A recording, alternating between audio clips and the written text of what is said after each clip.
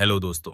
स्वागत है आप सभी का मेरे चैनल सच एंड सीन में। ये कहानी है वेड स्टीवन विल्सन की, जिसे मीडिया ने डेडपुल किलर का नाम दिया। वेड का जन्म 20 मई 1994 को हुआ और उसका बचपन अगर बाहरी तौर पर देखा जाए तो सामान्य था, लेकिन उसके अंदर हिंसक प्रवृत्ति धीरे धीरे उभर रही थी। स्कूल में छोटी छोटी चोरी, झूठ बोलना, दूसरों के प्रति हिंसक व्यवहार और असामाजिक प्रवृत्ति ने उसके परिवार और दोस्तों के लिए चेतावनी संकेत दी है। वेड का डेडपूल के प्रति जुनून केवल शौक नहीं था, बल्कि यह उसके अंदर छुपी हिंसक और असामाजिक प्रवृत्ति का प्रतीक था।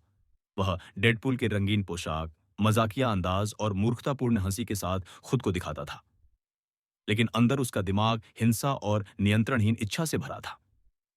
वेड का किशोरावस्था में व्यवहार बदलने लगा। छोटे अपराध और झूठ उसकी आदत बन गए और परिवार में तनाव बढ़ गया, लेकिन किसी ने यह अंदाजा नहीं लगाया कि वह भविष्य में समाज के लिए कितना खतरनाक साबित होगा। क्रिस्टिन मेल्टन और डायन रुइस की कहानी वेड के अपराधों के संदर्भ में और भी भयावह बनती है।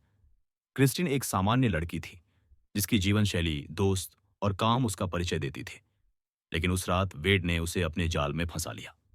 क्रिस्टिन की मुलाकात वेड से एक लाइव म्यूजिक बार में हुई। वहां उसकी मुस्कान और आत्मविश्वास ने क्रिस्टिन को भरोसा दिलाया, लेकिन वेड की योजना पूरी तरह से क्रूर थी।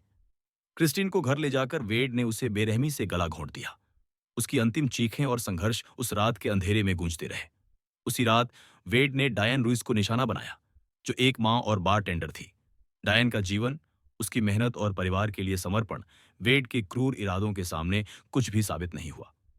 वेड ने डायन को क्रिस्टीन की चोरी की गई कार में लाकर गला घोंटकर मार डाला और कई बार कुचला, जिससे उसका शरीर बुरी तरह क्षत विक्षत हो गया।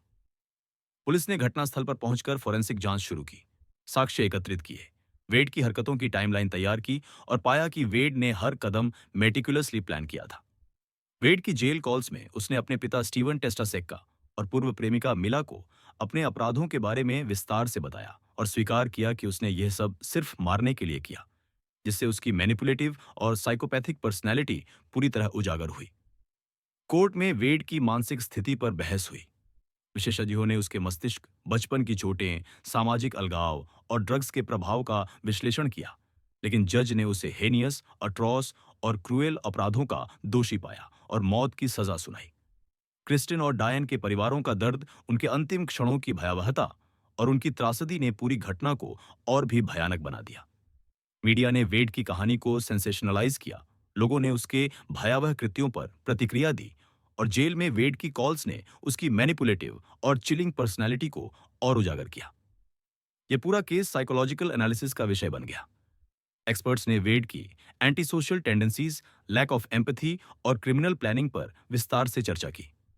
वेड की हाल की तस्वीरों में वह पहले से ज्यादा बदला हुआ दिखता है, चेहरे पर टैटू, मुंह में दांत गायब और शरीर में बदलाव के साथ, जो उसके खौफनाक अतीत की याद दिलाता है। वेड के बचपन के दोस्त, पड़ोसी और परिवार ने बताया कि उसके भीतर बचपन से ही हिंसक प्रवृत्ति थी, जो समय के साथ और गहरी होती गई। इस कहानी में सस्पेंस और हॉरर तब और बढ़ जाता है जब हम वेड के हर छोटे कदम, उसके अंदर की सोच और उसके अपराधों की प्लानिंग को समझते हैं। ये कहानी हमें चेतावनी देती है कि कभी-कभी जो दिखता है वह सच नहीं होता और खतरनाक लोग हमारी समझ और अनुमान से परे होते हैं। वेड की तरह खतरनाक लोग हमारे बीच छुपे रहते हैं और सतर्क न रहने पर हमारी जिंदगी में भय उत्पन्न कर सकते हैं। अगर आपको यह कहानी रोमांचक, डरावनी और सच्ची लगी हो, तो हमारे चैनल सच एंड सीन को सब्सक्राइब करें, बेल आइकन दबाएं और इस वीडियो को अपने दोस्तों के साथ शेयर करें, ताकि हम और भी सच्ची और खौफनाक कहानियां आपके सामने ला सकें। याद रखिए, असली दुनिया में सुपर हीरो नहीं होते, लेकिन असली खलनायक जरूर होते हैं। इसलिए सतर्क रहें, सुरक्षित रहें और सच को जानने की कोशिश कभी बंद न करें।